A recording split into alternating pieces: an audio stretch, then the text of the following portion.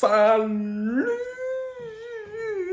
à tous, la team Orwell, le Tom Show pour Lyon Fan TV. Très très heureux les gars de vous retrouver pour une nouvelle vidéo. Avant toute chose, n'hésitez pas, vous avez l'occasion de gagner ce maillot exceptionnel, le nouveau maillot de l'Olympique Lyonnais. Pour ça c'est très très simple.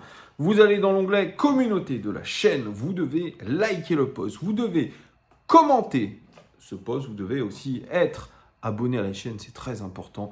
Commentez autant de fois que vous le voulez. Plus il y a de commentaires de votre part, plus vous avez de chances de gagner. Bonne chance à tous. Tirage au sort lors du match contre Nice. Et oui, le match contre Nice, les amis, c'est le dernier match de la saison de l'Olympique Lyonnais. Une saison bien compliquée. On aura l'occasion d'ailleurs la semaine prochaine avec tous mes copains de faire un live débrief, un conseil de classe pour élire le meilleur joueur de la saison, celui à qui on donne les éloges, celui et ceux à qui on donne les encouragements, et puis évidemment le bonnet d'âne, il y en aura un pour dire qui a été le plus mauvais cette saison à l'OL. D'ailleurs, vous pourrez nous dire vous aussi quel est votre classement. Bon, il n'y aura pas vraiment d'énorme satisfaction. Je vois déjà dans votre regard qui vous allez élire comme les meilleurs joueurs de la saison ou le meilleur joueur de la saison. Tant cette saison nous a déçus. Je cesse de le répéter, je crois souvent des suiveurs de cette chaîne et le constat est toujours le même. Immense déception sur cette saison, sur les dernières saisons. C'est vrai qu'on a toujours ça qui nous reste en travers de la gorge. J'ai l'impression de me répéter et vous le dites, Thomas, tu te répètes. Oui, je me répète. Je me répète parce que je suis en boucle sur cette saison qui est absolument ignoble. Et elle est ignoble pourquoi ? Parce qu'il n'y a pas de victoire en Coupe de France et il n'y a pas de Coupe d'Europe pour la deuxième saison consécutive, quatrième saison sans Ligue des Champions, ce qui est totalement inadmissible. Inadmissible pour un club comme l'Olympique Lyonnais. On a changé de main, on n'a toujours pas de directeur sportif, on n'a toujours pas de directeur du recrutement, on n'a toujours pas de cellule scouting, on n'a toujours pas de PDG, comme je vous le répète à longueur de vidéo. Il est inquiétant, tout ça, ce temps est inquiétant, parce que nous sommes à quasiment 6 semaines de la reprise. On reprendra le 6 juillet exactement, donc c'est 5 jours plus tard que l'année dernière, où je crois on avait repris le 1er juillet, me semble-t-il, oui, il me semble que c'était le 1er juillet. Donc on repousse encore un petit peu plus les choses. On a pas mal de retours de prêt. Ça aussi, ça va être complètement dingue à gérer. Donc, nouvelle organisation, nouveau propriétaire. Pour l'instant, pas de cellule de recrutement valide, pas de directeur sportif. Je ne vois pas comment en 6 semaines, on va pouvoir régler tout ça. Parce qu'il y a une période d'adaptation pour tout le monde. Quand on arrive sur un poste, il faut s'imprégner un petit peu de ce qu'il se passe. Franchement, les gars, c'est chaud. Je pense que n'importe quel gestionnaire d'entreprise aujourd'hui dirait, mais là, on est en train de faire n'importe quoi. Est-ce qu'on se donne du temps ? Mais là, la saison, elle va commencer et on ne peut pas être dans l'improvisation. Et ce que ça montre aujourd'hui, c'est de l'improvisation. Donc moi, ça me fait un petit peu flipper. Donc on a prévu, je crois, un match amical contre Manchester United en juillet à Édimbourg. On n'a pas prévu encore les autres matchs, on verra. Mais voilà, mais avec qui va-t-on jouer ? Qu'est-ce qui va se passer ? Comment ? Quel est le projet ? Bon, c'est ça qui m'inquiète un peu. Ça inquiète Franck Passy aujourd'hui qui est passé en conférence de presse parce que Laurent Blanc est malade, souffrant. Il espère le retour de Lolo Blanc avant samedi, parce que samedi c'est dans 2 jours déjà, ce dernier match de la saison, qu'il faut, selon lui, bien finir. Voilà, on doit bien finir. On sera face à une belle équipe de Nice qui a envie, elle aussi, de bien finir face à son public. On est face à 2 équipes qui n'ont plus rien à jouer. Plus d'Europe. Les 2 équipes ont autant déçu à leur niveau. Parce que le projet Ineos, on a mis de la caillasse, il n'y a pas eu de résultat. On a cru à un moment, je crois, que Guigard qui a eu une embellie, et puis avec cet échec notamment en Conference League, contre Bâle. Donc, on est face à 2 équipes face à face qui ont déçu. Donc, quand on dit, ouais, on va essayer de bien finir, etc., la seule motivation, et autant Ryan Cherki qui est en conférence de presse que Franck Passy en ont parlé, c'est le tout pour Lacazette. On espère que Lacazette va marquer le plus grand nombre de buts possible pour battre Kylian Mbappé. Voilà. Le malheureux Lacazette qui n'a pas été sélectionné par Didier Deschamps, il va essayer d'aller remporter ce titre de meilleur buteur et ça sera tellement bien fait pour nous, bien fait pour lui. parce qu'il aura, je pense, performé tout au long de la saison. Il aura été régulier.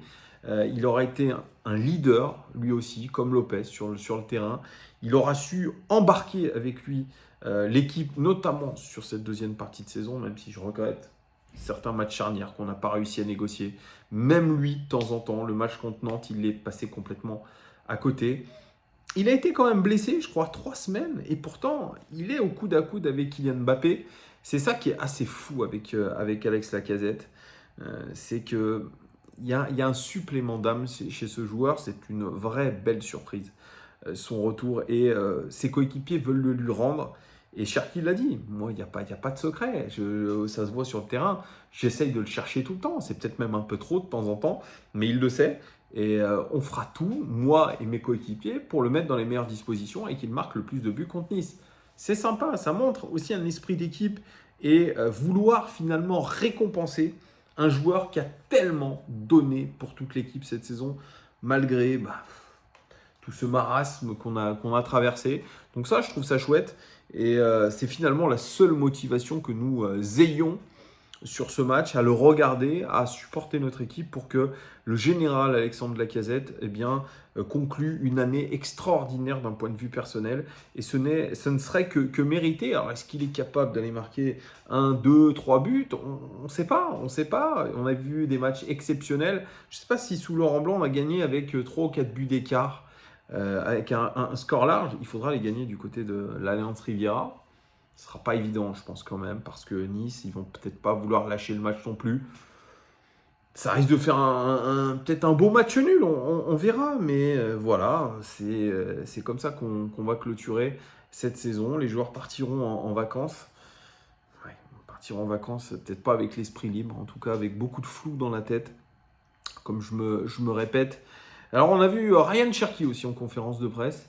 C'est toujours un moment rafraîchissant de voir Ryan Cherki en conf. Il est assez naturel, il est assez honnête, assez franc, direct dans ses réponses. Il est lucide aussi sur lui-même en disant qu'il avait énormément de progrès à faire, qu'il en a fait déjà. Et quand on lui a posé la question de savoir s'il allait rester ou partir, il est moins catégorique qu'il l'avait été au trophée UNFP. Où il dit, moi, franchement, mon objectif, ça serait de faire une saison complète en tant que titulaire. Et de ce qu'on a compris, il aimerait rester à l'Olympique Lyonnais, mais il dit une chose qui est très vraie, c'est même pas de la langue de bois, il dit, franchement, je vous dis ça aujourd'hui, moi, j'aimerais rester. Mais vous savez, dans le football, ça peut tourner du jour au lendemain. Et ça, c'est une phrase bateau à la con de footballeur, mais c'est une parole très vraie. Parce que du jour au lendemain, il peut se passer quelque chose, une offre qui tombe à 30 millions sur la table, un truc irrefusable pour lui et pour l'OL, et il part. Mais il sait très bien, Ryan Cherki, que s'il part à l'étranger, il n'aura peut-être pas l'occasion d'être titulaire toute une saison. Là, sa vraie chance, c'est que l'OL ne soit pas en Coupe d'Europe et qu'il devienne vraiment un fer de lance de notre équipe. Vraiment. C'est-à-dire un joueur qui a déjà progressé surtout avec Laurent Blanc. Il a dit, moi j'ai une relation privilégiée avec Laurent Blanc. On s'entend bien. Il me pique quand il le faut, un petit peu comme Laszlo Bologna, comme je vous disais avec Georges Mikotadze. Il me félicite quand je dois être félicité. Il me recadre quand je dois être recadré. Il y a une relation privilégiée. Je l'écoute. Il m'écoute. Il sait comment me placer. Alors, il a dit qu'il aimait bien être derrière les attaquants, que c'était son poste, c'était numéro 10, mais qu'il a réussi aussi à progresser sur un côté. Et c'est vrai, on l'a vu faire des très bons matchs sur le côté. Et chose qu'il a réussi aujourd'hui à faire, c'est progresser sur le plan physique, notamment dans les courses sans ballon. C'est vrai qu'il y a un petit peu plus, je dirais, de maturité dans ça. Il a progressé dans ce jeu sans ballon, dans la répétition des courses à haute intensité, il le dit lui-même. Il espère faire une bonne préparation estivale pour devenir un athlète. Ce sont ses mots. Il veut devenir un athlète et non plus finalement que ce joueur dans les 30 derniers mètres, ce joueur un petit peu marginal. Parce que moi, je le dis, je l'ai toujours dit, Ryan Cherki, pour moi, c'est un marginal, un punk. Ce n'est même pas dans le sens négatif. C'est un garçon imprévisible. Cette roulette qu'il fait contre Monaco devant le défenseur, ensuite il rate. Il sait aussi que son axe de progression, ça va être aussi être plus tueur devant le but. Il a une marge de progression XXL. J'ai croisé un supporter et suiveur de cette chaîne, il m'a dit, Cherki, j'aime le détester. c'est exactement le ressenti de beaucoup de supporters, c'est l'adoration dans la détestation. Il ne laisse pas indifférent Ryan Cherki. Et aujourd'hui, c'est vrai, on va voir des matchs pour voir des gestes extraordinaires, pour voir des joueurs comme ça. Mais Neymar, il énerve aussi. Messi, il a énervé aussi. Ronaldinho, par le passé, il énervait aussi. Tous les magiciens, ceux qui ont un talent dans les pattes, énervent un petit peu. Et Ryan Cherki a souvent entraîné cette étiquette de nonchalance, de mec qui s'en fout, de mec qui veut en faire, qui veut finalement que briller lui-même, égocentrique. Moi, je trouve que ça a un petit peu changé cette saison. Je n'oublie pas quand même qu'il y a eu un trou de quasiment 3 mois dans ses performances. Donc c'est pour ça, moi j'entends quand il dit, moi je veux rester à l'OL et je veux jouer une saison titulaire complète. Mais ça ne dépendra pas que de lui. Et moi j'en suis persuadé, c'est un garçon qui est de bonne volonté. Bien sûr, il rêve du Real Madrid, il rêve du Milan AC, il rêve de grands clubs. Mais peut-être qu'il doit réfléchir avant tout au niveau sportif. Le truc, c'est qu'il y a la notion économique. Et pas que de son côté.